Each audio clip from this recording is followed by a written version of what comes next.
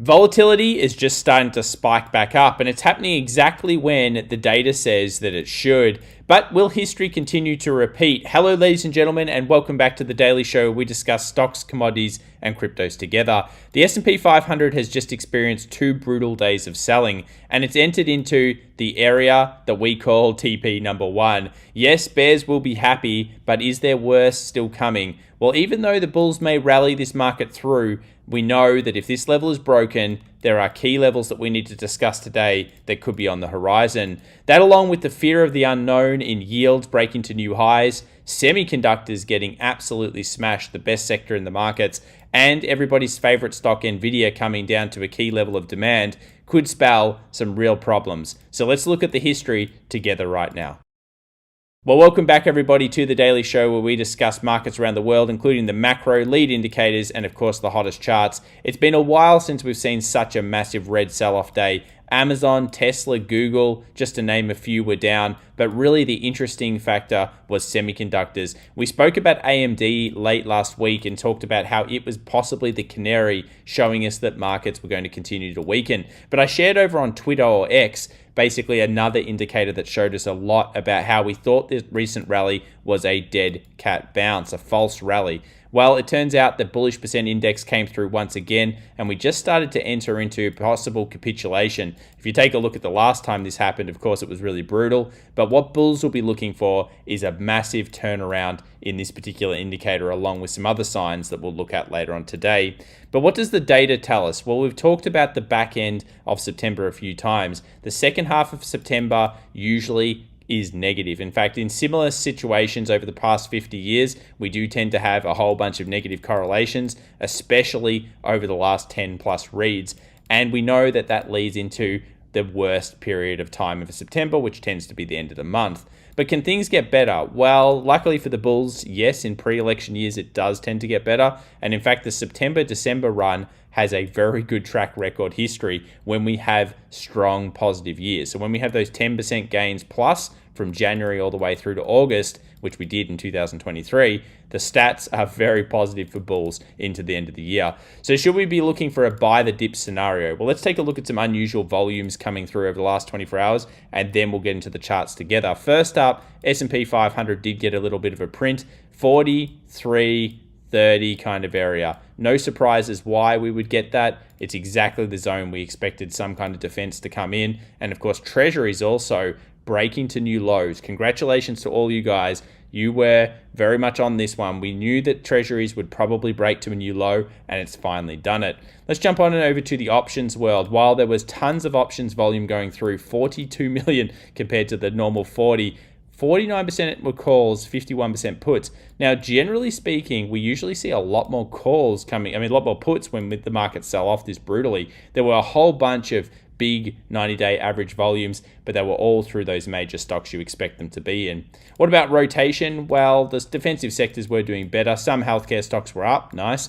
In fact, one of the ones we thought would go up was good. And utilities also was holding okay with staples, but it was all about real REITs, consumer discretionary, metals as well, semiconductors. It was just a sell-off of everything. And the last 5 days have now shown that semis is almost the worst sector in the market, down 7%. Who would have thought the best sector would become the worst sector so quickly? Let's now move over to whether this market has bottomed.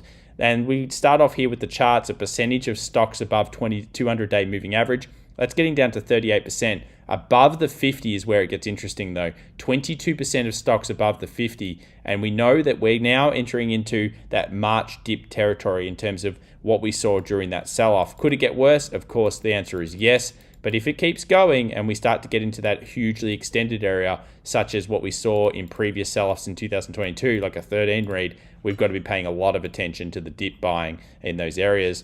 What about yields? Well, I think the most interesting thing about yields is not only are we in the fear of the unknown, 20-year, 30-year, 10-year, and 2-year, all in new highs, which is, of course, very negative for markets. But we're also seeing US 2 versus 10 continuing to decline, which is showing us that we're getting closer to uninversion, which basically means a recession. Usually speaking, when you get underneath 1, that's when you're going to get that recession call coming out of the US. Not before, historically, but around that period. What really happened after Jerome Powell's speech, and I don't really know if Jerome Powell's speech was that important or that crazy really in terms of what was happening. I think it was more the market was just pricing in exactly what it's been doing now for a month. Higher for longer. Here we've got a pushed out indicator. I think this is September of 2024. And you can see here that during the month of August all the way through to September, what has happened? Well, the market has been pricing in a massive shift. We've been going from 4.5% expectation, so rate cuts effectively, to 0 rate cuts, if not only one over that period of time. So the market's saying higher for longer and longer and longer and longer, and it's starting to freak out a little bit about that. For VIX traders, the VVIX spiked, which we always talk about, but the VIX itself, 17.54, a big read here on the VIX, certainly one to be watching. If that gets above 20, then we're in a fearful market, and that's when you start to see that capitulation, that really strong waterfall style selling coming through. Treasuries are important, $90. A big sell-off here, new lows. Again, as I said, we were all correct on this one. Well done, guys. Most people out there did not correctly predict that this thing was going to continue to go down. But could we get to 88? Well, that's the new question. Investors, though, you haven't seen yield like this on treasuries for a long, long time. I've never seen in my trading career such a great yield off treasuries. It's a big deal in terms of where treasuries are at this stage. What about home builders? Yeah, this is weird and bad. If the weekly closes like this alert came on the plane, and I was like, whoa, there we go, home builders is done. And at the same time, it was a sea of alerts. I think I got like 27 alerts or something coming through on the open on the previous session. The reason why is so many critical breaks occurred. We've got home builders here, often considered another canary for the markets, just getting super brutalized. And I'm just going to put AMD because I call that a canary as well. That's getting brutalized as well, closing near its lows. Rallies again could be met by sell demand, pushing down to that $90 territory for AMD. So again, it all kind of looks like there's maybe more to come, although I do expect some relief first. So we'll discuss that soon. Dollar index, look, it's in an upward trend. Biggest key thing here I can see is 20 moving average. 1 touch bounce, 2 touches bounce. So certainly a key level to be watching there. Gold, look, it's doing pretty good considering it broke up to 1945, hit into this resistance and sold. I did say that break looked long, and it longed, but then the yields were so much for it. So yeah, yields really pushed this thing back down. Unfortunately, with the fear of the unknown, which is where we are with yields, 2 year that is above this high level, gold doesn't tend to do very well in that period. But again, it could be pricing in stagflation. So I think gold's kind of hard right now. I'm still bullish on it on the medium long, which is probably a year, 2 years. But over here on gold, I think 1930 could be a bit of a problem for the bulls and the bears. They'll be fighting it out there. US oil, weekly is probably the one to watch here. You can see the long leg doji. Again, indecision at the peak. We got this one absolutely bang on. 92.50 was our targeting. And yeah, it went a little bit higher, 93.85. But let's be real, that's pretty damn serious and a very good level. Could oil go higher? Yes, it's possible, and we'll keep watching it. Stocks now, Amazon. We talked about the massive trades going on in Amazon. Then it led to a massive sell. It's probably around a level of demand at this stage, but that was a pretty brutal sell. 4.41% taken off. AAPL, the other canary, no new low. Keep your alerts under 172 or 171, 171.50-ish, because at that level, if we do go down there, we're probably seeing a 4,200 on the market, 4,150 after a break below that on Apple. So I think well worth paying attention to Apple over the next week. Along with that, Tesla coming into that 250 territory for the bulls. We saw Morgan Stanley's upgrade that pushed it higher, took it through this level. So I guess you've got to remain bullish on these zones in here. But 250 will be an interesting zone, psychological, key level of accumulation. We now know it was, so a zone to be watching. Semis look terrible, frankly. If we do end up getting this was a false move and we instantly rally back above it, then we'll know it's going to go into a monster squeeze. But at this point, it looks bad. It looks like rally's going to be met by sell demand. There's plenty of gaps still left on the side. We could be going back into this structure over here, and it looks like semis are leading the sell at this stage. So again, maybe not enough structure here on semis yet. Nvidia coming into demand, 400 is a big level, could still be in distribution. We've talked about that for a while. AVGO's been kind of like the one that, and AMD that we've been pretty negative on. And AVGO opened up down and found that first level of demand. But again, we've been talking about this weakness or sideways for a long time while everyone's been trying to buy it.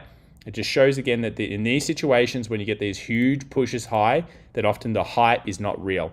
US 2000, what's going on here? 1787. And that's not for investments, by the way. Of course, the hype's real on investments, but yeah, that's a long-term horizon. We're talking about current valuations. US 2000, 1787. It broke below these lows and just got smashed straight down. It could go lower too. I think it's like looking at 1745. And this is, again, another critical break. Along with home builders and semis and stuff, they're all pointing towards rallies being met by sell demand. NASDAQ's on a key critical zone. I can see why buyers would want to buy here. Big level there for the NASDAQ. So certainly I could see some reprieve. Same thing for the S&P. You can see 43.30. That was our target. Close on the lows, which usually means that rallies, even if it goes into the gap, are generally met by sell demand. So again, key level. And if we go to the US 500, you'll notice it went a little bit lower in the pre-market action, but there are some little structural zones, 43.88, 43.50-ish, kind of 56-ish. All of these zones might contain little sellers for the session. I think it's going to be, fast and nimble here. This is a big sell-off candle, probably could even go high and then go like this. But we do know the market's closed on their lows. So whatever this relief rally is, maybe it's more of a day trade, scalp kind of thing. Bitcoin, what's it doing? Well, Bitcoin fell back down to this level, failed to make a new low. So that's good for Bitcoin bulls, at least you're holding it. And it just shows you, again, being nimble at that 27.4 level that we talked about many, many times was probably key. Because even though the trend's up, if the rest of the market start falling, I think Bitcoin will be hit by it. In terms of news moving forward, we've got a little bit of information coming out here. We also have flash services, PMI, and everything like that. I hope you enjoyed today's video, guys. Make sure to subscribe. I know it's a little bit shorter than usual, but look, I got massive jet lag. I look forward to meeting a few of you here in Vegas over the next couple of days. And of course, if you're interested in getting an online ticket and watching it virtually because you couldn't make it to the actual physical event, then you can jump on over to fxevolution.com. That's fxevolution.com and buy the virtual ticket. We look forward to seeing you. It's going to be a great event, and thank you so much for the support as always. Smash that like button, guys, hit the alerts, and of course, subscribe as always. Bye for now.